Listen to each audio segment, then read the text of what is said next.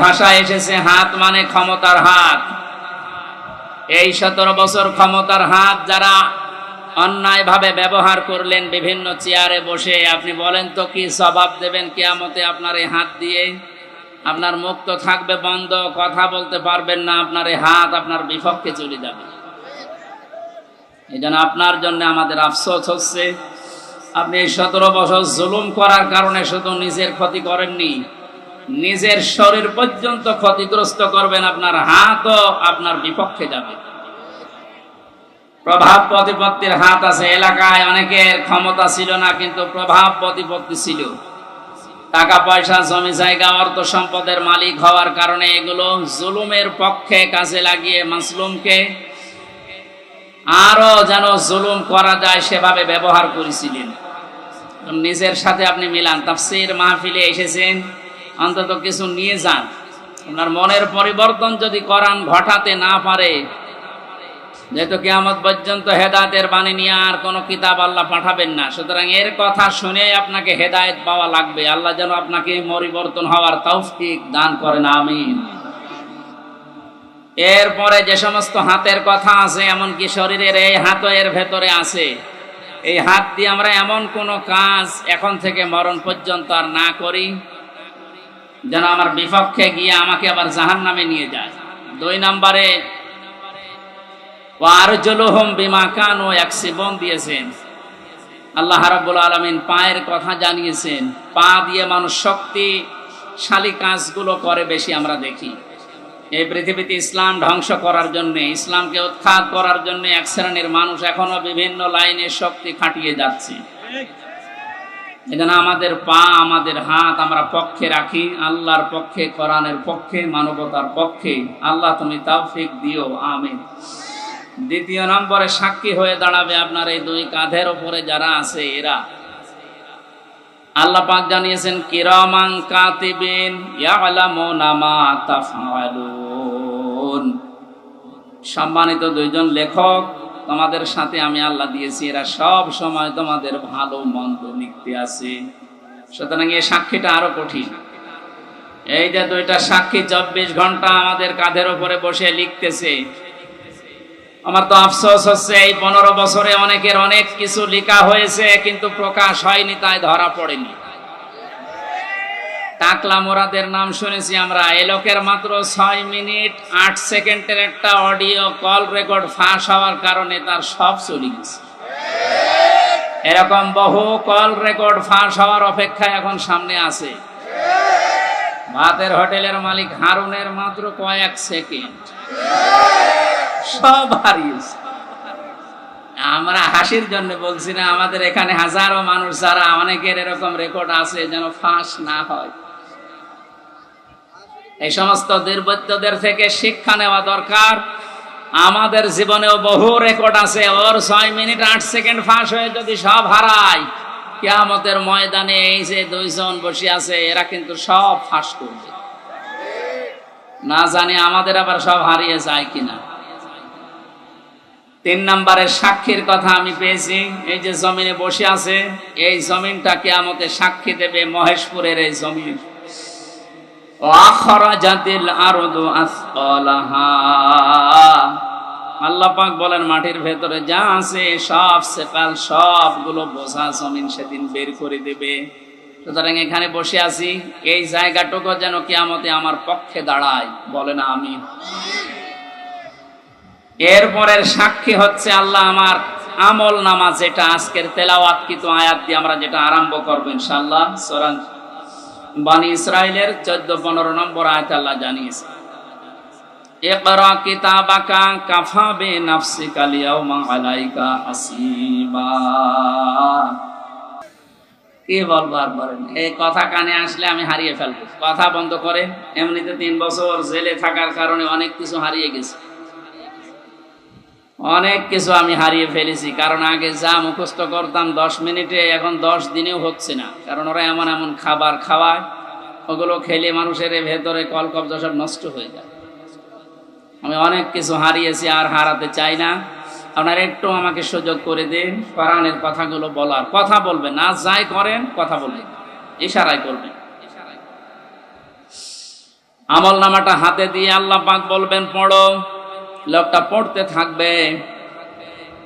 আল্লাহ জানিয়ে দেবেন এইটাই তোমার হিসাবের জন্য যথেষ্ট, আর কিচ্ছু লাগবে না। জান্নাতে যাবে না জাহান্নামে যাবে, এই আমল নামাটা যেটা ফেরেশতা লিখেছিল এইটাই বলে দেবে। আল্লাহর বান্দা এটা হাতে নিয়ে পড়া আরম্ভ করবে। কয়েক লাইন পড়ার পরে দেখবে না এইটা তো জনগণের সামনে পড়া যায় না, লাইনটা বাদ দিয়ে পরের লাইনে চলে যাবে। হাজার হাজার সিসি ক্যামেরা নিয়ে দাঁড়িয়ে আছে ফেরেশতারা। আমি জেলখানায় থাকতে বিশেষ করে আমার আর মামুনুল হক হাফিজাহুল্লাহ, এই দুইজনের ব্যাপারে আলাদা কড়াকড়ি দিয়ে ওরা ক্যামেরা লাগিয়ে দিয়েছিল, যেন কেউ কথা বললে ওইটা ওরা অফিস থেকে দেখতে পারে যে কি কথা বলছে। অথচ আমাদের যে মামলা, আমার তো ছেড়ে রাখার দরকার ছিল জেলখানার ভেতরে। এই ঠুনকো মামলা দিয়ে এত কঠিন কঠিন অবস্থায় নিয়ে গেছে, মানুষ এমনি টেনশনে হাফ হয়ে যাওয়ার কথা। ফাঁসির কন্ডেম সেলের ভেতরে ওরা রেখেছিল আমারে, আমারে রাখার দরকার ছিল তো ওয়ার্ডে, যেখানে 70-80 জন মানুষ থাকে, যে এখানে সারাদিন থাকেন, গল্প করেন, নামাজ পড়ান, কোরআনের কথা বলেন, মাগরিবের পরে আপনারে ঘরে তালা লাগিয়ে দেবেন। 24 ঘন্টা এদিকে 2.5 হাত, এদিকে 3.5 হাত তালা লাগিয়ে দিত, থাক, কোনো যোগাযোগ নেই, যোগাযোগ বিচ্ছিন্ন। এই কঠিন অবস্থায় রাখার কারণে আমি বাস্তবতা একটা জিনিস টের পেয়েছি।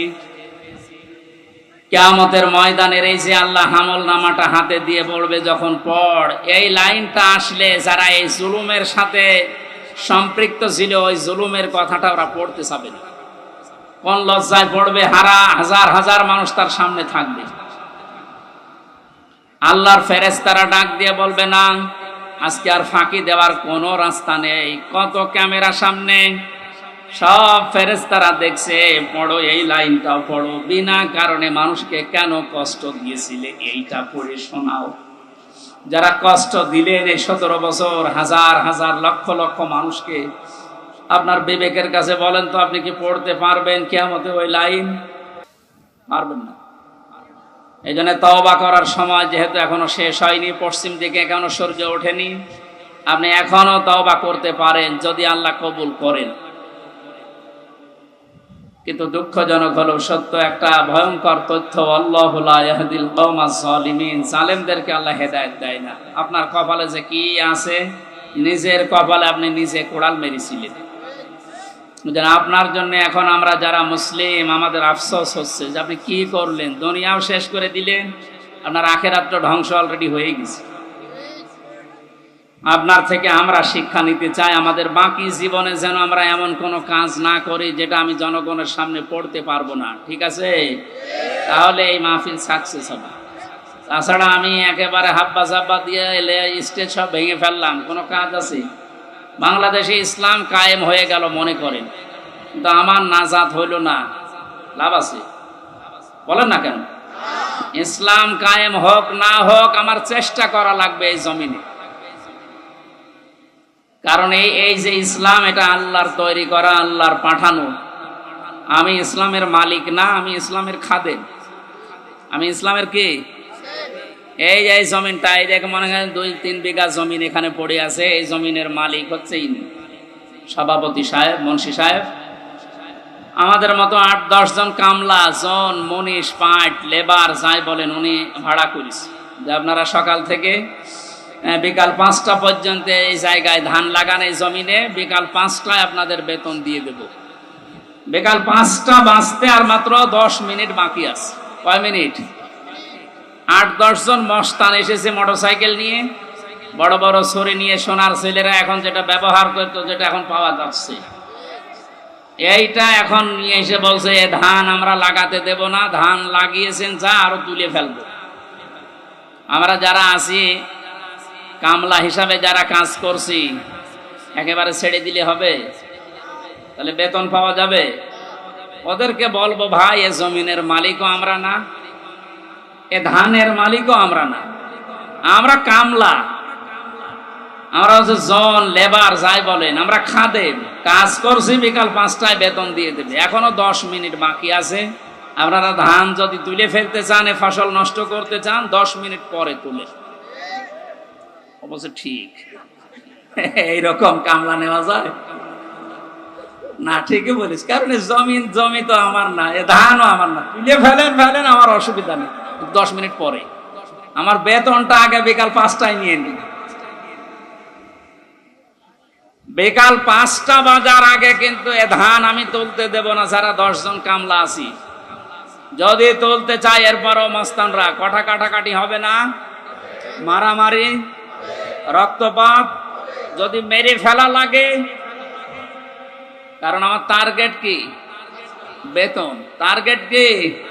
ওইটা না হলে আমি পরবর্তী যারা আছে আমার ছেলে মেয়ে স্ত্রী এদেরকে খাওয়াবো কি? সুতরাং আমার বেতন হয়ে যাক, এরপরে খাবো। এরপরও যদি তুলে ফেলে মস্তানেরা, আমাদের সাথে মারামারি করে যাই হলো। এখন ওই যে জমির মালিক একজন আছে না, কথা বলে না কেন? আমরা খাদেম যারা আছে, এই খাদেমেরা এদিকে তাকান, আমরা খাদেম না? কার খাদেম? কোরআনের খাদেম। কিসের খাদেম? এই খাদেমদেরকে বলছে শুধু এটা এই 10,000 20,000 মানুষ আমার সামনে, তা না। এটা রেকর্ড হচ্ছে, সারা বাংলাদেশ সহ বিশ্বের লক্ষ কোটি মুসলমানেরা শুনছে। 175 কোটি মুসলমানকে খাদেম যারা, কোরআনের আল্লাহর দাস যারা, আমরা আল্লাহর গোলাম যারা, তাদেরকে বলছি জমিনে ইসলাম কায়েম করতেই হবে। এটা ফরজ না, চেষ্টা করে যাওয়া ফরজ। হলে ভালো, না হলো আমার অসুবিধা নেই, আমার বেতন আছে বিকাল 5টায়, জান্নাত। এক কথা বলেন না কেন? কিন্তু বিকাল 5টা বাজার আগে, তার মানে জীবনের শেষ দিন। অবুদ রব্বাকা হাত্তা ইয়াতিয়াকাল ইয়াকিন, সূরা হিজরের 99 নম্বর আয়াত। আল্লাহ বলেন ইবাদত করবা আল্লাহর ওই দিন পর্যন্ত যতদিন মরণ না আসে। সুতরাং মৃত্যু আসার আগ পর্যন্ত আমরা যারা খাদেম আছি, এ জমিনে আল্লাহর দিন কায়েম করার চেষ্টা চালাবই। বাধা যদি কেউ দিতে আসে, তর্কাতর্কি হবে, এতদিন সেটা হয়েছে। হাতাহাতি হবে, এতদিন যেটা হয়েছে। রক্তপাত হবে, এতদিন যেটা হয়েছে। ফাইনাল এখন শুরু হবে, মেরে ফেলা লাগলে মেরে ফেলবে। এখন আর সাহস কেউ করবে না, এখন আর সাহস করবে না। এই জন্য তো দাড়ি কেটে পালাচ্ছিল। ইতিহাস তৈরি করে গেল লোকটা। তাহলে বোঝা যাচ্ছে এই দাড়ি, এটা মেকি দাড়ি। মানুষকে ধোকা দিয়ে বোকা বানিয়ে কোটি কোটি টাকার মালিক হয়েছে এই দাড়ি দেখিয়ে। নাম দিয়েছে কি? দরবেশ বাবা। এই যদি হয় দরবেশের অবস্থা, বাকি যেগুলো কিনছে ওদের চরিত্র কি? আমির হোসেন আমন, আমি একটা লোকের ভিডিও দেখলাম, এর চরিত্র এত নিচে নেমেছে আমি এতদিন জানতাম না। সে নাউজুবিল্লাহ মিনাশ যালিক। এদের সর্বোচ্চ নেতার যদি এই অবস্থা হয়, বাকিগুলো যে কোথায় যে টাল হয়ে পড়িয়াস, আল্লাহ ছাড়া আর কেউ জানে। কয়েকজনের একটু ফাঁস হয় বলে আমরা জানি, ওদের প্রত্যেকের চরিত্র এরকম।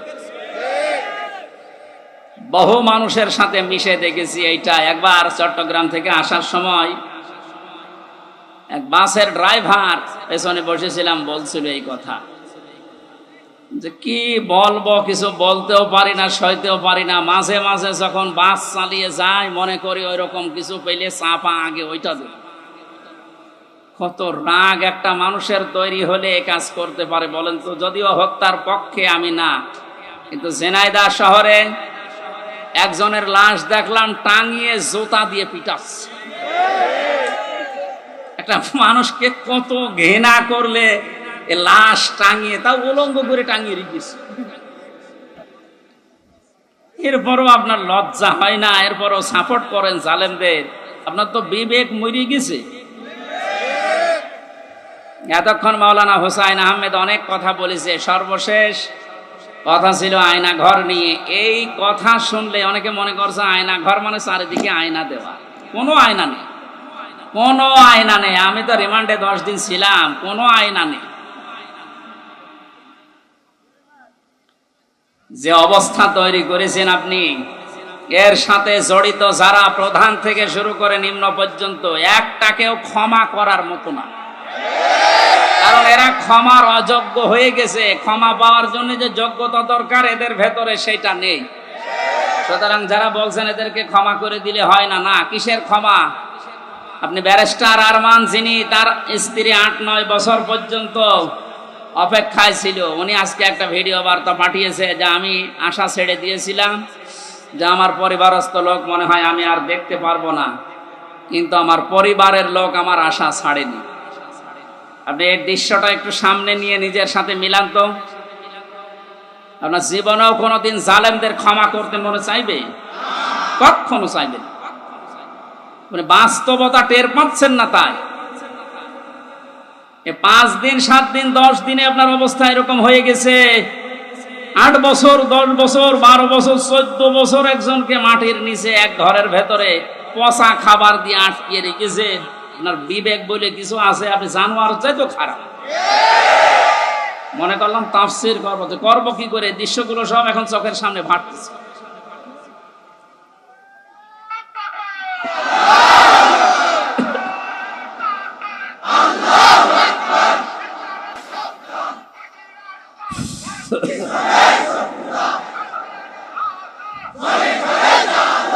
আলহামদুলিল্লাহ ভাই,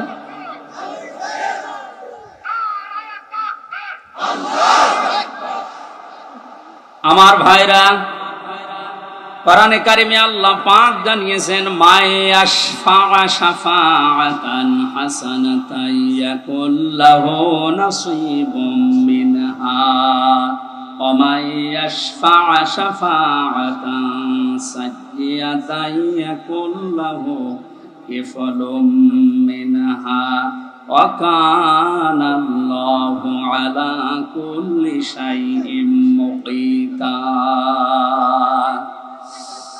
এই পৃথিবীতে কোনো মানুষ যদি ভালো কাজের, সৎ কাজের, কল্যাণমূলক কোনো কাজের সুপারিশ করে, সহযোগিতা করে, রায় দেয়, ভোট দেয়, সাপোর্ট করে, সমর্থন জানায়, ওই লোকটা ভালো কাজ করে যে সওয়াব পাবে, আপনি ওই ভালো কাজে শুধু রায় দেওয়ার কারণে, সাপোর্ট দেওয়ার কারণে একই সওয়াব পেয়ে যাবেন।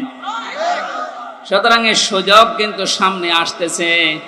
ভালো কাজ করা যায় যে সমস্ত মানুষের দ্বারা, আপনি যদি ওই জায়গায় যেতে না পারেন, যারা ভালো কাজ করবে এদেরকে আপনি অন্তত সাপোর্ট দিয়ে, সহযোগিতা করে, রায় দিয়ে হলেও এগিয়ে যাবেন। একটা ভালো ভালো কাজ করে যত সওয়াব কিয়ামতে নিয়ে উঠবে, আপনি শুধু রায় দেওয়ার কারণে কিয়ামতে ওই সওয়াব নিয়ে উঠতে পারবেন? পরবর্তী শব্দ দেখেন, ওমাই ইয়াশফা শাফাআতান সাইয়্যাতান ইয়াকুল্লাহু কিফলুম মিনহা। কোন মানুষ যদি অন্যায় কোনো কাজ করে আর ওই কাজে যদি কেউ সাপোর্ট দেয়, রায় দেয়, ভোট দেয়, সমর্থন জানায়, খুশি হয়, ওই লোকটা অন্যায় করার কারণে যা পেয়েছে আপনি শুধু খুশি হওয়ার কারণেই তাই পাবেন।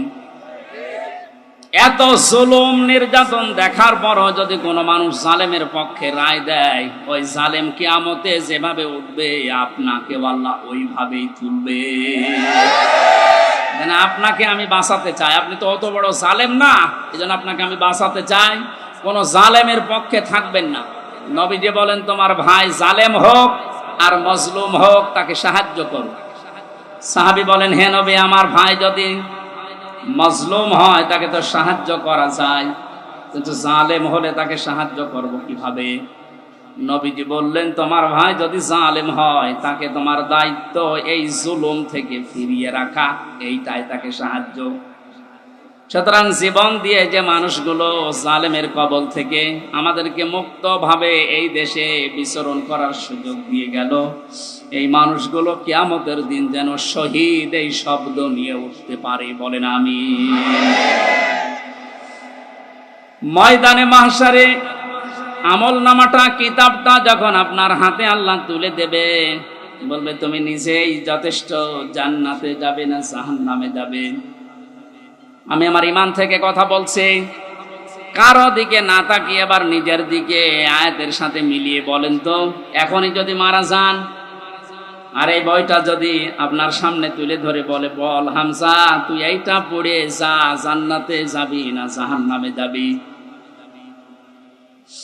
কাবা শরীফ যখন তাওয়াফ করে মানুষ, আমি 16 সালে গিয়েছিলাম, গত বছরও গিয়েছি, বাস্তবতায় যেটা দেখলাম, ষষ্ঠ চক্করে ষষ্ঠ চক্করে মানুষ একটা দোয়া পড়ে আল্লাহর কাছে, আল্লাহুম্মা ইন্না আলাইয়া হুকুকান ফীমা বাইনি ওয়া বাইনিকা।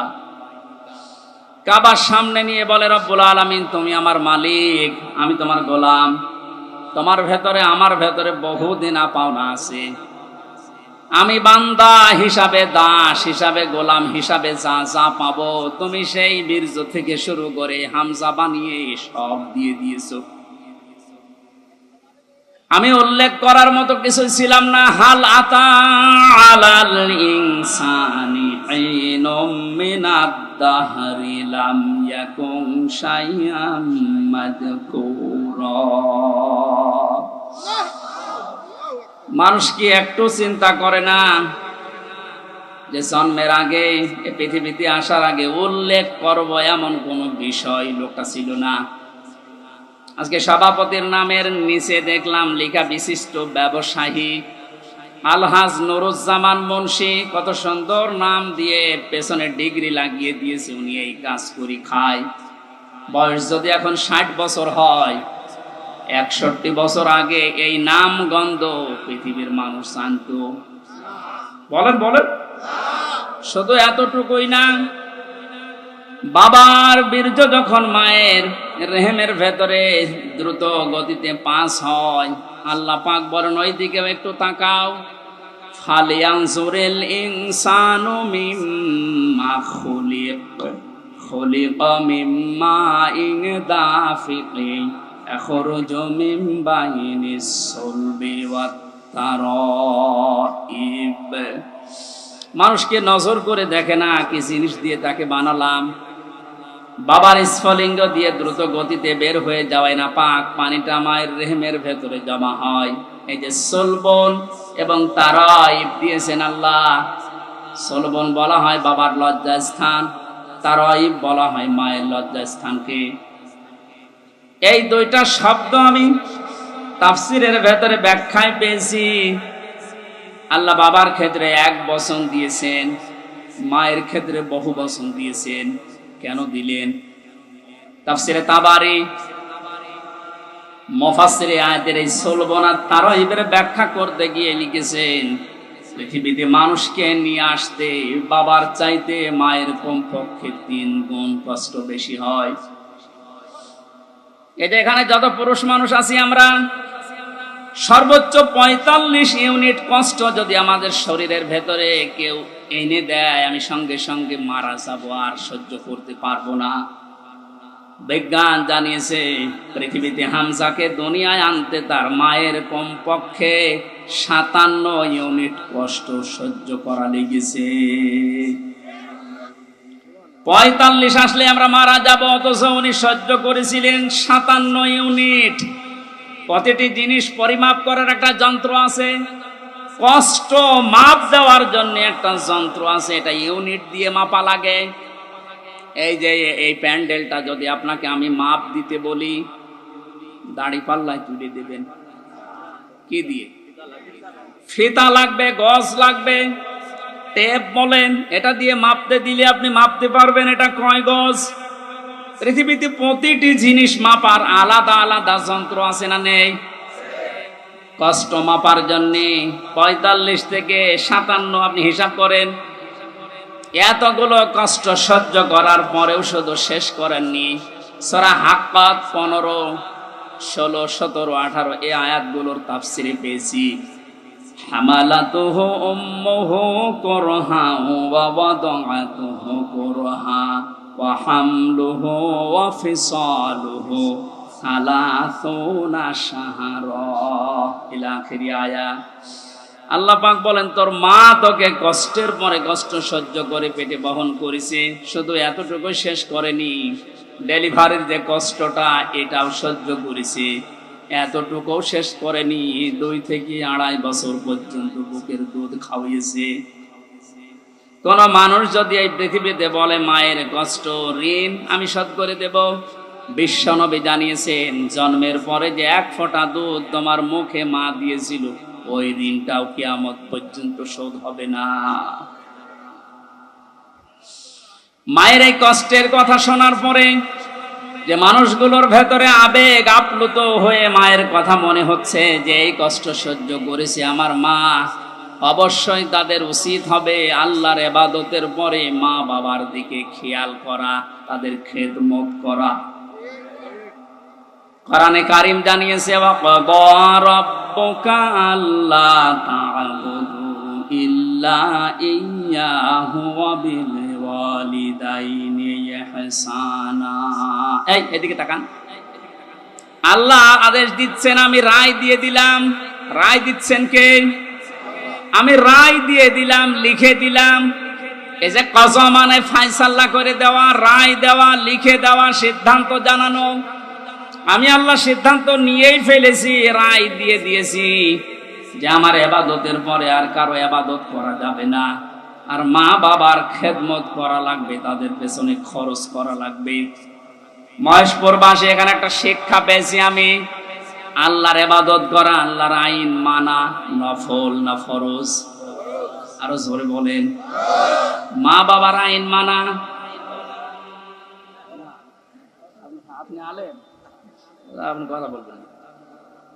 যারা জানেন না মুখ খুললেন কেন বলেন তো? আমি এখানে একটা শিক্ষা নিতে চাই, আমি গতানুগতিক কথা বলি না। আপনি দেখেন তো কি এখান থেকে বের হয়। আল্লাহর আইন মানা আমরা দেখলাম ফরজ, প্রশ্ন করা যাবে? বলেন না কেন? আল্লাহর আইন আপনার বুঝে আসুক বা না আসুক, এটাই ফাইনাল, কোনো প্রশ্ন। আল্লাহর আইন মানা কি? সবাই মুখ খোলেন তো কি? মা বাবার আইন মানা ফরজ। এই যে মাঝখানে ওয়া আছে, মা বাবার আইন মানা ওয়াজিব না, ফরজ না, ওয়াজিব না। মা বাবার খেদমত করা ফরজ, আইন মানা শুধুমাত্র আল্লাহর ফরজ। কার? আরো জোরে বলেন। আর আল্লাহর পরে রসুলকে আল্লাহ শরীয়ত প্রণেতা বানিয়েছেন, শারে। এজন্য উনি যে নিয়ম নীতিগুলো দিয়েছেন ওইগুলো ফরজ।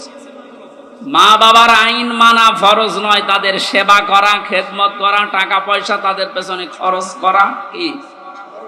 বলেন না কেন? কেন ফরজ কেন? আল্লাহ রাব্বুল আলামিন দলিল দিচ্ছেন, আখফিদ লাহুমা জানাহা যুল্লি মিনার রাহমা। এইদিকে তাকান, এটা আলেম না? এটা শব্দটা আছে আখফিজ, খফজন মানে ডাউন করা, এরপরে ফল করা। খফজন মানে কি? ডাউন করার পরে ফল করে দেওয়ার আরবি নাম আখফিজ বা খফজন। আল্লাহ বলেন খফজন করবে। জানাহান মানে ডানা, দিল্লুন মানে ছায়া হয় বা নম্রতা হয়। তোর যে ছায়া আছে ডানা, আর এই ডানার ছায়াটা এভাবে ডাউন করার পরে ফল করে দিবি। আমার প্রশ্ন হচ্ছে, এ পৃথিবীতে কোনো মানুষের ডানা আছে কি? এটা কি? তাহলে আল্লাহ এখানে এদন দিত বা আউদুদা দিত, এ শব্দ না দিয়ে জানাহুন পাখির ডানা আল্লাহ আমাদেরকে দিলেন। আল্লাহ মনে হয় জানে না তাই জানাহুন দিলেন পাখির ডানা আমাদেরকে ধার করিয়ে। কেন? ডানা আর দুনিয়ায় কারো নেই? পৃথিবীতে আর ডানা কারো আছে না নেই? কিসের আছে? আরে ভাই পাখির ডানায় তো দিয়েছে। পাখি বাদ দিয়ে পৃথিবীতে আর কারো ডানা নেই? আছে, এরোপ্লেনের ডানা আছে, হেলিকপ্টারের ডানা নেই? ওদের ডানাটা আল্লাহ এখানে লাগালেন না কেন? তাহলে তো আমাদের এই যে জানাহুন দেওয়া লাগতো না। পাখির ডানার কথা দিয়েছেন এই জন্যে তাফসীর মাহফিলে আসতে হয়। আপনারা শুনতেছেন? জানাহুন শব্দটা আল্লাহ পাখির কাছ থেকে ধার করে আমাদেরকে লাগিয়ে দিলেন, কারণ আমাদের এই হাতের ভেতরে পর নেই, এর ভেতরে মোলায়েম কোনো কিছু নেই, সব শক্ত। পালক আছে, পর আছে, মোলায়েম করার কোনো কিছু নেই, এটা শক্ত। কিন্তু পাখির ডানার ভেতরে পর আছে, পালক আছে, একটার পরে আর একটা যখন লাগিয়ে দেয় সফট হয়ে যায়, কোমল নরম তুলতুলে হয়ে যায়। আল্লাহ এতটুকু শেষ করেন, জানাহাত দুল্লি মিনার রহমা দিয়েছে। যে পাখির ডানাটা শুধু ডানা এভাবে ডাউন করে না, ও যখন ডাউন করার পরে ফল করে দেয়, ওর নিচে পাখির বাচ্চাগুলো যাবার পর একটা কিচির মিচির আওয়াজ দেয়, বাংলাতে এটা বলে অনির্বচন সুখ। কি বলে? একটা অনির্বচন সুখ অনুভব করার কারণে ভেতর থেকে আওয়াজ হয় কিচির মিচির। আমরা মনে করি কিচির মিচির না, এ আনন্দটা, এ আওয়াজটা পাওয়ার জন্য আল্লাহ রাব্বুল আলামিন পাখির ডানাটা এই জন্যই দিয়েছেন মানুষকে বোঝাতে, পৃথিবীর বান্দা বান্দিরা, তোমার মা আর বাবা যখন শেষ বয়সে চলে যাবে, তারা যেন তোমার এই পাখির ডানার মতো হাতের যে ছায়া এর নিচে পড়ার পরে যেন একটা আনন্দ অনুভব করে যে আমার হামজা থাকতে অন্তত আমার আর কোনো চিন্তা নেই। মহেশপুরবাসী কত আলেম এখানে বসে আছে, হাজারো মানুষ। আমরা বলেন তো আমাদের মা আর বাবা এখন শেষ বয়সে এসে এইটা বলার মতো স্কোপ পাচ্ছে না? পাচ্ছে। আল্লাহ রাব্বুল আলামিন মায়ের কথা 3 বার দেওয়ার জন্য তারা এই বহু বচন দিলেন, আর বাবার কথা 1 বার দিয়েছেন। আমি যেটা পর্যন্ত এটা নিয়ে এসেছিলাম, নেই থেকে শুরু করে পর্যন্ত যিনি নিয়ে আসলেন, কারো সাহায্য যার লাগেনি। মার বাবার এই যে স্ফলিঙ্গ দিয়ে নাপাক পানিটা দিয়ে তাফসিরে পড়েছি, আল্লাহ 8টা জিনিস বানিয়েছিলেন: রক্ত, গোশত, চর্বি আর চামড়া, চুল, রগ, হাড় আর পর্দা। 8টা জিনিস যখন মায়ের রেহেমের ভেতরে এক হয়ে যায়, আল্লাহ পাক তখন ফেরেশতাদেরকে বলে, আমি আল্লাহ আমার রব নামের কারণে 5টা জিনিস একে দান করব। ওয়াজআলা লাকুমুস সামআ ওয়াল আবসারা ওয়াল আফইদা ইলা আখিরিল আয়া। সূরা নাহলের 78 নম্বর আয়াতের মাঝের অংশে আল্লাহ জানিয়েছেন, শ্রবণ শক্তি, দর্শন শক্তি, বাক শক্তি, আকেল শক্তি আর ঘ্রাণ শক্তি, এই 5টা আমি আল্লাহ নিজে তাকে দান করেছি। একটাও যদি কম দিতাম, দুনিয়ায় আসতো ওই লোকটা কিন্তু অপূর্ণাঙ্গ হয়ে। এখানে অনেকাংশ মানুষ আমরা সব পূর্ণাঙ্গ মানুষ, কয়েকজন হয়তো আছে বিকলাঙ্গ, অন্ধ, ন্যাংড়া, কিন্তু হাজারো মানুষ আমরা সব পূর্ণাঙ্গ মানুষ। আল্লাহ নিজের পক্ষ থেকে একটাও যদি কম দিত, তো কি অবস্থা হতো সারা জীবন আপনি ভাবেন। আল্লাহ পাক এই জন্যই জানিয়েছেন, হে পৃথিবীর মানুষেরা, নেই থেকে শুরু করে উল্লেখ করার মতো একটা জায়গায় তোরে নিয়ে আসলাম, এরপরও আমার সাথে তোর নাফরমানি কমে না। কাইফা তাকফুরুনা বিল্লাহি ওয়া কুনতুম আমওয়াতান ইলা আখিরি আয়াত। বালাগাত মান্তিক যারা পড়ায় বা জানে, কাইফা শব্দটা 11টা বিষয়ের আগে আল্লাহ ব্যবহার করেন। কাইফা শব্দের প্রথম ব্যবহার হচ্ছে মান্তিকের কায়দায়। আল্লাহরও বিশ্বাস হতে চায় না এমন জায়গাকে আল্লাহ কাইফা দিয়ে শুরু করেন। এটা এতক্ষণ যেটা বলছিলাম, বীর্য থেকে শুরু করে এ পর্যন্ত আনার পেছনে কারো কোনো অবদান নেই। মার বাবা শুধু এক বিছানায় ছিল, এতটুকু তাদের কাজ। বাকি যা করার বলেন তো কে করেছে? এই মানুষ এখান থেকে হামজা পর্যন্ত হবার পরে যখন নাফরমানি করে, তখন আল্লাহ কাইফা শব্দ দিয়ে শুরু করেছে যে কি করে নাফরমানি করে আমারও বিশ্বাস হয় না। কাবার গেলাপ ধরে মানুষ কিন্তু ষষ্ঠ চক্করে এইটাই বলে এসেছি আমরা, রব্বুল আলামিন আমি তোমার গোলাম হিসাবে, বান্দা হিসাবে বহু কিছু আমাকে তুমি দিয়েছো, ওই যে বীর্য থেকে পর্যন্ত, কিন্তু তুমি আমার মালিক হিসাবে আমার তো কিছু দেওয়া দরকার। আমি তো কিছুই তোমার আজ পর্যন্ত দিতে পারলাম না। তবে একটা জিনিস আমার আছে, পুঁজি। তোমার ওই রহমান, ওই গাফফার, ওই গফর নামের খাতিরে এই কাবা সামনে নিয়ে বলছি, আমার মাফ করে দাও। এই জন্য যারা তাওবা করার জন্য এখনো রাজি হননি, এখনো পর্যন্ত শয়তানের ধোঁকায় পড়ে আছেন, সুযোগ আছে, আপনারা আশা করছি ফিরে আসবেন। আল্লাহ রাব্বুল আলামিন এই যে রাত 12টার পরে তাহাজ্জুদের সময়ে প্রথম আসমানে এসে আপনাদের মতো আমাদের মতো মানুষকে ডাক দিয়ে বলবো, আসো ক্ষমা চাও, ভুল করে ফেলেছো, ক্ষমা চাও। আমরা যেন ক্ষমা চেয়ে নিজের জীবনটাকে মুহাম্মদুর রাসূলুল্লাহর উম্মতে পরিণত করতে পারি, বলেন আমিন। মহেশপুরবাসী বান্দা যখন এটা পড়তে পড়তে কিছুক্ষণ যাবার পরে দেখবে না লজ্জা লাগে, পড়ার মতো না, আল্লাহ পাক বলবেন না পড়া লাগবে। আমার তো ওই দিবসের কথা মনে হয়ে এখন আফসোস হচ্ছে, আল্লাহ আমি কি সত্যি পড়তে পারবো?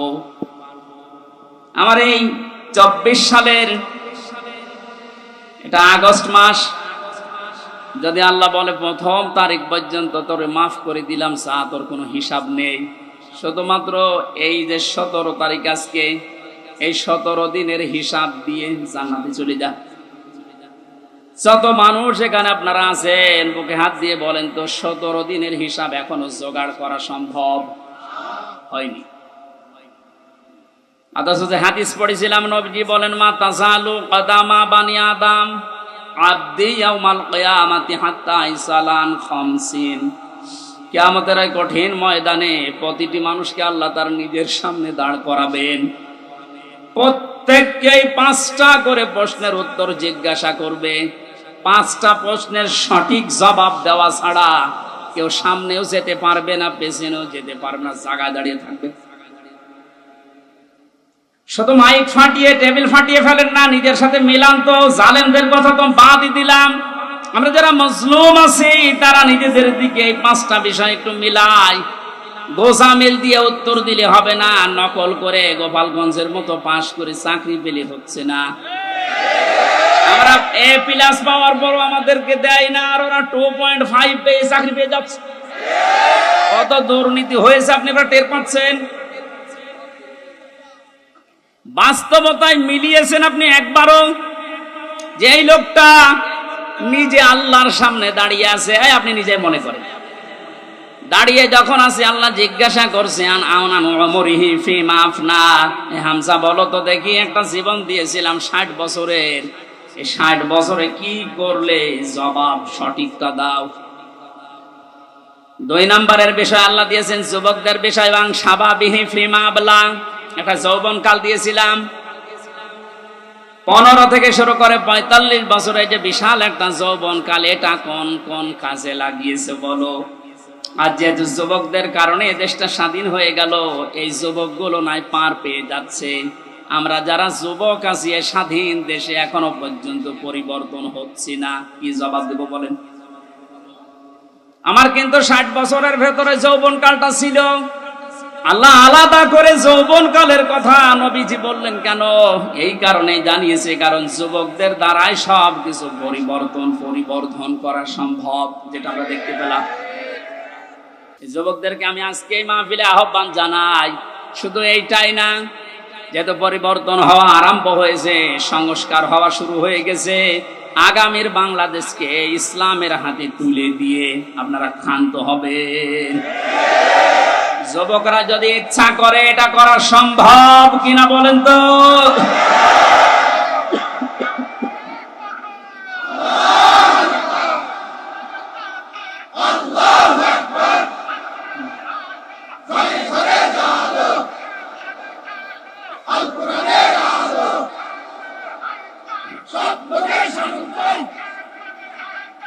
আল্লাহর আইন চাই। আলহামদুলিল্লাহ, তাকবীর যেন আল্লাহ কবুল করেন এবং বাংলাদেশ চোখে যেন দেখান, বলেন আমিন। আজকে এই যে শেজিয়া বাজারে আমি আয়াতটা পড়েছিলাম, আরাআইতান নাস ইয়াদখুলুনা ফি দীনিল্লাহি আফওয়াজা। হে নবী, আপনি যখন দেখবেন যে আল্লাহর সাহায্য এসে গেছে, তখন তো বিজয় হবে। দলে দলে পালে পালে মানুষ ইসলামে প্রবেশ করছে, যেটা আমরা এখন চর্মচোখে সারা বাংলাদেশে দেখতে পাচ্ছি। একটু যাদের বিবেক আছে, একদম মরে যায়নি, তারা আজ সবকিছু ভুলে ইসলামে চলে আসছে। কারণ ইসলামের মালিক ওরা জানে যে দেশে জামাত ইসলাম শিবির চরমনা এরা না, ইসলামের মালিক কে? আর যারা আমরা আছি, আমরা ইসলামের খাদেম। সুতরাং ইসলাম প্রতিষ্ঠা করতে গিয়ে, ইসলাম কায়েম করতে গিয়ে বিকাল 5টার আগে কাউকে আমরা আর ষড়যন্ত্র করতে দেব না ইনশাআল্লাহ। এই যে বিচারপতির নামে কলঙ্ক, মানব জাতি হিসাবে একদম কুলাঙ্গার এই যে মানিক, বিচারপতির নাম নিলাম এই কারণে, নাম নিয়েও গুনাহ হবে, কারণ এ মানুষের পর্যায়ে পড়ে না। ইসলামকে এই দুনিয়া থেকে মিটানোর জন্য বিশেষ করে বাংলাদেশ থেকে যারা ভূমিকা পালন করেছে বেশি, তার ভেতরে এই অবৈধ বিচারপতি আছে। ওর কথাবার্তারা শুনলে শয়তান পর্যন্ত হাসে, বলে আল্লাহ তুমি আমারে শয়তান বানিয়েছো। এটা চোখে দেখনি? আমি মাঝে মাঝে ওরা দেখি আর ভাবি আমি তো শয়তান দেখি না, যদি দেখতাম মনে হয় এরকমই না, একটা টাটকা নির্ভেজাল শয়তান। সুতরাং এরকম শয়তানের অনুসারী যারা আছেন তুরিন আফরোজ থেকে বহু শয়তানকে 15 বছর দেখলাম। এখন ইসলামের যে উর্বর ভূমি বাংলাদেশে হচ্ছে, চলছে, কায়েম হওয়ার পথে বাধা দিতে আসলে কিন্তু বিকাল 5টার আগে কোনো ছাড় নেই। এটা তো গেল কামলাদের। আর যিনি জমির মালিক এই যে বসে আছে, উনি যদি এসে দেখে সব ধান নষ্ট করে ফেলেছে, এরপরে উনি কিছু বলছে না, তার মানে ওনার কোনো শক্তি নেই। বিশ্বাস করেন, মনে মনে চিন্তা করেন ওনার শক্তি নেই তা না, এখন হয়তো কিছু বলছে না, গোপনে ওনার কোনো কিছু আছে। যেদিন ধরবে ওদিন বাপ বলার সময় দেবে না, যেটা আমার আল্লাহ এখন মালিক হিসাবে করছে। ইন্না বাদশা রব্বিকা লাশাদীদ, তোমার রবের ধরা বড় শক্ত ধরা। নৌকা উঠে পালাতে গিয়েও পারবে কি করে? কারণ ওরে তো আমরা ধরি নাই, ধরেছে কি? এদের কারণে হাজারে অবৈধ আইন মন্ত্রীর কারণে হাজার হাজার মানুষ আইনের এই জায়গায়, ন্যায় বিচারের জায়গায় অবিচার পেয়েছে বেশি। তার বাস্তব প্রমাণ আমি নিজে না, সিএমএম কোর্ট, জজ কোর্ট, হাইকোর্ট মিলিয়ে আমার মামলা কতবার তুলেছে। এই যে আমার মামা বসে আছে, মামার শ্বশুর, আমার চাচা ছিল ঢাকায়, বাবা তো ওগুলো বোঝে না ভালো, রাত দিন দৌড়া চাকরি করে বেটা, এরপরও রাত দিন এখানে ওখানে উকিল ধরে করবে কি? কারণ যারেই ধরবে, যত বড় উকিল ধরুক, আর এক উকিল তো বসে আছে। ওখান থেকে যতক্ষণ সিগন্যাল না পাবে আমার নাকি বের হওয়ার কোনো একটা বিচার হলো। আর প্রতিদিন টিভির সামনে এসে শুনতাম যে নাকি লেকচার দিচ্ছে যে আমরা ন্যায় বিচার কায়েম করে চলে দিচ্ছি। এই ন্যায় বিচার আমার মতো মূল্য চুরির মামলায় যদি 33-32 বার হাইকোর্টে মামলা ওইটি জামিন না দেয়, কিসের ন্যায় বিচার? যেটা এখন সব পরিষ্কার হয়ে গেছে। 15 বছরে কোনো ন্যায় বিচারে দেশে কায়েম হয়নি, পুরাটা হয়েছে অবিচার। আল্লাহ যেটা নিজে এখন ধরিস। এই জন্য সাবধান, আল্লাহ এমনি কিছু বলছে না। অনেকে মনে করছে এত কিছু করে কিছু হয় না, এখন কিছু টের পাচ্ছে। আলেমদের মাথায় দড়ি দিয়ে ছাগলের মতো গরুর মতো যখন ট্রেনে নিয়ে যেত, ওই কোর্টে বারান্দায় দাঁড়িয়ে অনেক শয়তান দেখলাম হাসতেছে আর টিপ্পনি কাটতেছে। যে দেশে আর হুজুর নেই, আমির হামজা, এই মাওলানা মামুনুল হক, এরে ধরলো, আর হুজুর নেই দেশে।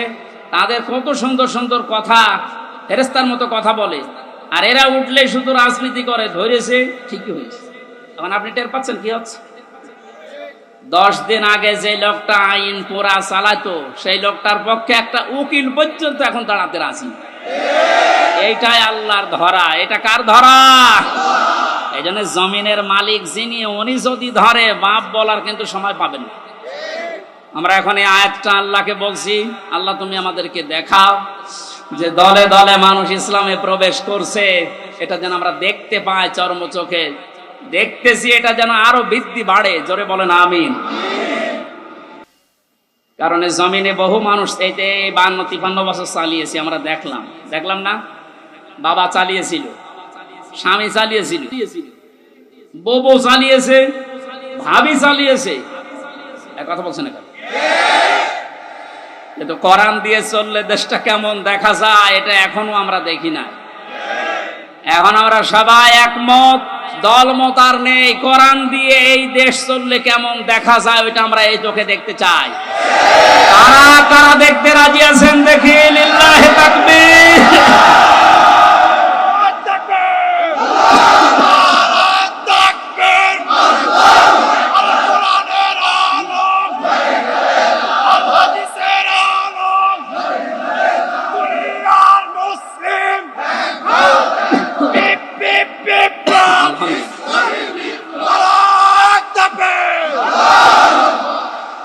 কোরআনের খাদেম আমরা যারা এখানে বসে আছি, আমাদের কোনো টেনশন নেই। কায়েম হলেও এদেশে ভালো, না হলেও আমার কোনো লস নেই। আমার বেতন আছে বিকাল 5টায়, তার নাম জান্নাত। ওটা আল্লাহ আমাকে দেবেই। কারণ বিকাল 5টা পর্যন্ত জমিটা একটু দেখে শুনে রাখতে পারলে উনি যেমন বেতন দেবে, আল্লাহ আমাদেরকে জমিনে কাজ করার জন্য বেতন দিতে পারে না, ওই বেতন পাওয়ার আশায় আছে। কিয়ামতের ভয়াবহতার কথা আজকের তেলাওয়াতকৃত আয়াতগুলোতে ছিল। যেহেতু আমরা বলেছিলাম 1 ঘন্টা, এই জন্য খুব তাড়াতাড়ি করছি, সামারাইজ করছি। আল্লাহ রাব্বুল আলামিন সূরা হাক্কাত 52টা আয়াত দিয়েছেন। কিয়ামতের যে ভয়াবহ দৃশ্য, এগুলো আল্লাহ তুলে ধরেছেন প্রথম থেকে। পুরাটা তাফসীর করতে গেলে অনেক সময় লাগবে। সামনে আরো 2টা মাহফিলে এলাকায় আছে, আমরা ওখানে ধারাবাহিকভাবে বলবো ইনশাআল্লাহ। আজকে খুব কম সময় নিচ্ছি। হাক্কাতের 19 থেকে শুরু করে যতটুকু পারা যায়। আল্লাহ রাব্বুল আলামিন বলেন, ফাআম্মা মান উতিয়া কিতাবাহু বিয়ামিনিহি ফায়াকুলু হাউমুকরাউ কিতাবিয়া। কিছু তথ্য আছে নতুন আলেমরা যারা জ্ঞানী মানুষ যারা ভালো করে শুনবেন। আল্লাহ পাক বলেন, কিয়ামতের কঠিন ময়দানে যেদিন বিচার শুরু হবে, ফাকাইফা তাত্তাকুনা ইন কাফারতুম ইয়াওমা ইয়াজালুল বিলদানা শিবা। এত কঠিন ভয়ঙ্কর সালসালা অবস্থা তৈরি করব, যুবক মানুষ বুড়ো হয়ে যাবে। ও বাংলার মুসলমানেরা, 8টা বছর যে লোকটা আয়না ঘরে ছিল, আজকে দেখতে পেলাম। এই যে ব্যারিস্টার আরমান, যুবক বয়সের যে ছবি, 8 বছরে তার অবস্থান কোথায় গিয়ে দাঁড়িয়েছে আপনি তাকান। তা তো 8টা বছর জুলুমের স্টিম রোলার চলার কারণে তার অবস্থা এখন এই। অথচ আল্লাহ জানিয়েছেন কিয়ামতে এমন ভয়াবহ অবস্থা তৈরি করব, দৃশ্য দেখেই মানুষ সঙ্গে সঙ্গে যুবক মানুষ বুড়ো হয়ে যাবে। ওনার বুড়ো হতে সময় লেগেছে 8 বছর, কিয়ামতে আমার বুড়ো হতে সময় লাগবে কয়দিন? মুহূর্তের ভেতরে চোখের পলক পড়তে বুড়ো হয়ে যাবে যুবক মানুষ। কি অবস্থা হবে এবার ভাবেন। ইয়াউমা ইয়াফিরুল মারু মিন আখি, প্রথমেই পালাবে মানুষ দেখলেই তার আপন ভাই থেকে। ওয়া উম্মিহি ওয়া আবি, তার মায়ের কাছ থেকে, বাবার কাছ থেকে। ওয়া ফাসিলাতিহি আল্লাতী তুবি, আল্লাহ পাক বলেন তার জ্ঞাতি গোষ্ঠী, তাকে যারা আশ্রয় দিত, এই মানুষগুলো পালাতে থাকবে। ও দুনিয়ার মানুষেরা, পৃথিবীতে আমরা বিপদে পড়লে, হামলা মামলার শিকার হলে আগে ভাই আগিয়ে আসে, বাবা আসে, বংশের লোক আসে, জ্ঞাতি গোষ্ঠী যে দল করি ওই দলের লোক আসে। আল্লাহ পয়েন্ট আকারে ওগুলো আগে দিয়েছেন যে এইগুলো আগে পালাবে। একটা বারের জন্য আপনার বিবেকে নাড়া দেয় না যে এইগুলো যদি পালায়? যারা ধোঁকা দিয়ে অনেককে 15 বছর বোকা বানিয়ে রেখেছিল, পীরের নামে হাজার হাজার লক্ষ লক্ষ ভণ্ড বেরিয়ে, যে কোনো চিন্তা নেই আমরা আছি, ওরা আগে পালাবে। আমরা বিবেককে একটু রায় দেয় না যে মা যদি পালায়, বাবা যদি বলে না আমি বিয়ে করিনি, সন্তান পাবো কোথায়? আমার তো এই আয়াত পড়ার পর বিশ্বাস হয়, লক্ষ কোটি পীরেরা বলবে আল্লাহ দুনিয়া আমি পীর ছিলাম, মুরিদ পাবো কোথায়? এই জন্য কোন ভণ্ডের উপরে আশা আকাঙ্ক্ষা ভরসা না করে নিজের কাজের দিকে ভরসা করেন। আল্লাহ বলেন তোকে পড়তে দেব, পড়, ধরে আমল নামাটা পড়। ফায়াকুলু হাউ মুকরাউ কিতাবিয়া ইন্নী যানানতু আন্নী মুলাকিন হিসাবিয়া। কিতাবটা হাতে নিয়ে পড়তে আরম্ভ করবে আর বলবে অবশ্যই আমি এটা বিশ্বাস করে চলতাম যে আমাকে একদিন আল্লাহর দরবারে এভাবে হিসাব দেওয়া লাগবে। শুধু এই আয়াতটাই মানুষের জীবন পরিবর্তন করে দিতে পারে। কষ্ট হচ্ছে আপনাদের? আয়াতটার তাফসিরে আমি তাবারিতে পড়েছি, খলিফাতুল মুসলিমিন হযরত ওমর রাদিয়াল্লাহু তাআলা আনহু তার সন্তানটাকে একবার ভর্তি করলেন মাদ্রাসায়। হোসাইন রাদিয়াল্লাহু তাআলা আনহু ওই সময় প্রধান বিচারপতি হযরত আলীর সন্তান, তিনিও মাদ্রাসায় পড়তে বলে কলম ফেলে দিচ্ছিলেন, বলে তুলে দাও তুলে দাও তুলে দাও। 3 বার তুলে দেওয়ার পরে প্রধান মন্ত্রীর ছেলে এজন্য একটু রাগ হয়ে গেছে, ডাক দিয়ে বলে কলম ফেলে দিতে বলো, বারবার আমারে তুলতে বলো, আমি খাদেম তোমার চাকর। হযরত হোসাইন বলে ফেলেছেন তুমি শুধু চাকর না, তুমি চাকরের বাচ্চা, খাদেমের বাচ্চা। খাদেম বাড়িতে যে আব্বাকে বলছে আব্বা আমি আর পড়বো না, কেন? আমাকে গালি দিয়েছে, ছোট করেছে আমার বন্ধুদের মাঝে, তুমি বিচার করো হোসাইনের। আজকে না, জমার দিন বিচার হবে। খুতবা দিচ্ছিলেন হযরত ওমর, ডাক দিয়ে বললেন, হোসাইন এখানে আসো। বলে, হ্যাঁ সামনে আসো। তুমি আমার সন্তানকে গালি দিয়েছ, খাদেমের বাচ্চা, খাদেম বলে অপমান করেছো। হযরতে হোসাইন বললেন, হ্যাঁ আমি বলেছি। তিনি বলেন, কেন বললেন? হযরতে হোসাইন ওখান থেকে দাঁড়িয়ে বলে, খলিফা বুকে হাত দিয়ে বলেন তো, আপনি কি আমার নানার খাদেম ছিলেন না? হযরত ওমরের কথা বন্ধ হয়ে গেছে, চোখের পানি ফেলে বলে, আমি তো খাদেম ছিলাম, এভাবে তো ভাবি নাই। আমি যে খাদেম ছিলাম এটা তো আমি তো জানি। তুমি কি লিখে দিতে পারবে যে আমি নবীর খাদেম ছিলাম? তোমার নানার কাগজ নিয়ে আসেন। খেজুর পাতা নিয়ে এসেছে, লিখে দিলেন, এই ওমর আমার নানার খাদেম ছিল, আমি দেখেছি। এতে হোসাইন ইবনে আলী সই করে দিলাম। কাগজটা হাতে নিয়ে হযরত ওমর বলেন, নবীর সাহাবীরা বিচার হয়ে গেছে। ছোট মানুষ আব্দুল্লাহ, ও তো বোঝে না। বলে, কি বিচার করলে বাবা? তুমি তো এখনো মারধর শুরু করনি। হযরত ওমর বলে, সন্তান, যে বিচার করিস এটা দুনিয়া না, মরণের পর কাজে লাগবে। আমি ইন্নী জানান্তু আন্নী মুলাকিন হিসাবিয়া, আমি বিশ্বাস করে দুনিয়ায় চলি যে আমাকে হিসাবের মুখোমুখি হওয়া লাগবে। আমি ওমর 26 বছর বয়সে মুসলমান হয়েছি। বাকি এই কয় বছর ইবাদত বন্দেগী চাই করলাম, হিসাব দিতে পারবো কিনা জানি না। মারা যাওয়ার পরে কাগজটা আমার কাফনের ভেতরে দিয়ে দিও। আল্লাহ যখন আমাকে তার সামনে তুলে ডাক দিয়ে বলবে, হিসাব দাও, জীবনে কিছুই যদি কবুল না হয়, এই কাগজটা আল্লাহকে দেখিয়ে বলবো, রব্বুল আলামিন, তুমি আমার জীবনের কিছু যদি পছন্দ না করো, তোমার ভালো না লাগে, কাগজটার দিকে তাকাও, তোমার নবীর নাতি লিখে দিয়েছে আমি নবীর খাদেম ছিলাম, এই ওসিলাই হলেও তুমি আমারে মাফ করে দাও। জবাব দেওয়া, হিসাব দেওয়া কিয়ামতের ময়দান, এটা তাদের কোন পর্যায়ে ছিল? তারা কি বিশ্বাস করতো হিসাবিয়া? আর আমরা কোথায় আছি? আল্লাহ পাক বলেন, হিসাব বড় কঠিন জিনিস। এজন্য আমার নবী পর্যন্ত প্রতিদিন 100 বার করে দোয়া করতো, আল্লাহুম্মা ইন্না আলাইয়া হিসাবা ইয়াসিরা, হে আল্লাহ তুমি আর চাই করো, আমার হিসাবটা সহজ করে দিও। নবীজি মাঝে মাঝে বলতেন, সাহাবীরা, আল্লাহর দয়া ছাড়া হিসাব দিয়ে কেউ জান্নাতে যেতে পারবে না। সাহাবীরা বলেন, হুজুর আপনি? বিশ্ব নবী বলেন, আমারও সম্ভব না আল্লাহর দয়া ছাড়া হিসাব দিয়ে জান্নাতে যাওয়া।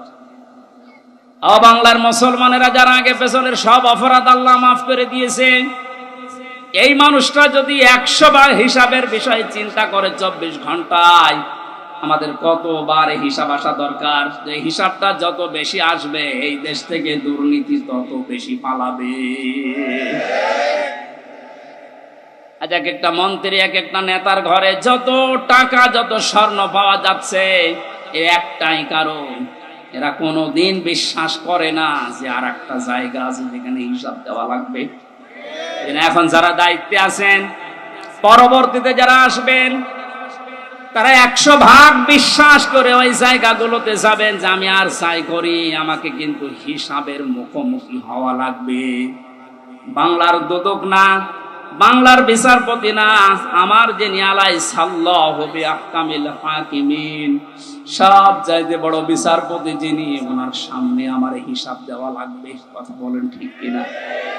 আমি হামজা সহ যত মানুষ এখানে বসে আছি, প্রত্যেককেই যেন এই আয়াতটা নিজের সাথে মিলিয়ে আল্লাহ আমাদের হিসাব যেন সহজ করে দেন। বলেন আমিন। ফাওয়া ফি ঈশাতির রাদিয়া, এই লোকটাকে আল্লাহ সন্তোষজনক জীবন দান করবেন। এদিকে তাকান এবার। যে তথ্যটা বলার জন্য এতক্ষণ পর্যন্ত এদিকে ওদিকে আমি ছড়িয়েছিলাম, এইবার সে পর্যন্ত এসেছি। আলেমদেরকে বলছি, ফাওয়া ফি ঈশাতির রাদিয়া, আল্লাহ পাক বলেন তাকে সন্তোষজনক জীবন দান করব। সন্তোষজনক জীবন কি? ফি জান্নাতিন আলিয়া, সুউচ্চ মাকাম জান্নাত যেটা, ওখানে আল্লাহ তাকে পৌঁছিয়ে দেবেন। কুতুফুহা দানিয়া, যার ফলগুলো হাতের নাগালে এসে নাড়াচাড়া করবে। কুলু ওয়াশরাবু হানিয়াম বিমা আসলাফতুম ফিল আইয়ামিল খালিয়া। আল্লাহর পক্ষ থেকে ঘোষণা আসবে, খাও, পান করো, মন মতো খাও। কারণ এই খাবারগুলো তোমাদেরকে জালেমরা দুনিয়ায় খেতে দেয়নি, এরকম আরামে জালেমরা থাকতে দেয়নি। 15 বছর অনেকে এই বাংলাদেশে নিজের স্ত্রীর কাছে রাখতে পারে নাই, নিজের ঘরে মাথা দিয়ে ঘুমাবে পারে নাই। এই কথা বলে না কেন? আম বাগানে, বাঁশ বাগানে, এমনকি ধানের ক্ষেতের ভেতরে মশারি টাঙিয়ে 15 বছর কাটিয়েছে এমন মানুষ হয়ে দেশে আছে। আল্লাহ পাক যেন তাদেরকে হাত ধরে ধরে বলছে, কুলু ওয়াশরাবু হানিয়া বিমা আসলাফতুম ফিল আইয়ামিল খালিয়া। এতদিন যা খেতে পারোনি এখন মন মতো খাও। আমার মনে হয় সেই সময় আমাদের সামনে এসে গেছে। আল্লাহ যেন আমাদের আয়াতটা জীবনের সাথে মিলিয়ে দেন, বলেন আমিন। সন্তোষজনক এই জীবনে যাবার আগে যে বিষয়গুলো আল্লাহ সামনে নিয়ে এসেছিলেন তার 1 নম্বরে ফাআম্মা মান সাকুলাত মাওয়াজিনুহু ফাহুয়া ফি ঈশাতির রাদিয়া। মানুষকে আল্লাহ মাপ দেবেন মিজানের পাল্লায়। কিসের পাল্লায়? জবান খোলেন। মিজান মানে মিজান মানে মানদণ্ড। মিজানের পাল্লায় আল্লাহ মাপ দেবেন মানে মানদণ্ড সামনে নিয়ে আসবেন। হাইকোর্টের সামনে দেখেন একটা দাড়ি পাল্লা দেওয়া আছে, এ দাড়ি পাল্লায় ওজন দেয় কি? ওটা ন্যায় বিচারের মানদণ্ড। সরকারে দেশের মানুষকে বোঝাতে চায় সারা দেশে অবিচার হতে পারে, হাইকোর্টে আসলে দাড়ি পাল্লার মতো ন্যায় বিচার বাবা। দুইটাই সমান না, একটাকে একটু এদিক ওদিকে আছে, একেবারে সমান সমান দেখবেন। আজকে এই ভোলটা ভাঙা লাগবে। আমার যতটুকু ধারণা, আমি লেখাপড়া করে যা পেয়েছি, এই ভোলটা যদি বাংলার জমিনে আজ ভেঙে যায়, হাজার হাজার মানুষ সঙ্গে সঙ্গে উঠিয়ে যাবে। দেখেন তো আপনি মেলাতে পারেন কিনা। আমি প্রথমে যে উদাহরণ দিকে 2টা জিনিসের নাম বলেছিলাম, প্রতিটি জিনিস পরিমাপ করার জন্য আলাদা আলাদা জিনিস পাওয়া যায়। আমি গত 7 দিন 8 দিন ছিলাম মালয়েশিয়া, সিঙ্গাপুর, ওইদিকে থাইল্যান্ডের। ওখানে যে আলোচনার বিষয়গুলো সাবজেক্ট আকারে দিয়েছিল তার ভেতরে মাওয়াজিন ছিল। বলে মাওয়াজিনের অর্থ আপনি বের করেন তো। একটা একটা করে 99টা অর্থ আমি আবিধান থেকে বের করেছি। এক একটা শব্দের ব্যাখ্যা করার জন্য আমার আলাদা আলাদা সময় দিয়েছে। কারণ ওই দেশে অনেক বড় বড় শিক্ষিত মানুষ স্টেজে থাকে, মসজিদের ভেতরে অথবা অডিটোরিয়ামে হয়। এখান থেকে আমি যেটা নিতে পেরেছি, এই যে মাওয়াজিনুহু দিলেন, মিজানের পাল্লার এই মাপটা যদি আপনি পরিষ্কার করতে না পারেন, ক্লিয়ার হতে না পারেন, আপনার অপরাধ প্রবণ জীবন থামবে না। প্রতিটি জিনিস পরিমাপ করার জন্য একটা উদাহরণ দিয়েছিলাম, এটা পরিমাপ করার জন্য ফিতা লাগে। চাউল পরিমাপ করার জন্য বাটখারা লাগে। কি লাগে বলেন বলেন? তেল পরিমাপ করার জন্য লিটার লাগে, সিসি লাগে। কেউ যদি এখন তেল মাপ করার জন্য ফিতা দেয়, মাপতে পারবে? এইটা মাপ করার জন্য দাড়ি পাল্লা দেয়, মাপতে পারবে? তাহলে প্রতিটি জিনিস মাপ করার জন্য আলাদা আলাদা যন্ত্র পাওয়া যায়। কিয়ামতে আল্লাহ ফাহুয়া ফি ঈশাতির রাদিয়া, সন্তোষজনক জীবনে আপনার পৌঁছে দেবে। এখানে যাবার আগে একটা কাজ যে করবে, মাপ। কি মাপ? মানে পরিমাপ। এই যে মিজানের পাল্লা বলছেন আপনি, মানদণ্ডে আল্লাহ মাপ দেবেন। আবার বলছে ভালো করে শুনবেন, গীবত করবেন না কিন্তু বাইরে যে। প্রতিটি জিনিস যদি পরিমাপ করার জন্য আলাদা আলাদা যন্ত্র থাকে, কিয়ামতের দিন আল্লাহ মিজানের পাল্লায় মাপ দেবে কি? আমল। আমল কি মাপ দেবে? বলেন বলেন? আমল মানে কাজ, আমল মানে আরো জোরে বল। কাজ মাপার জন্য দাড়ি পাল্লা লাগে, ফিতা লাগে, লিটার লাগে। কি লাগে?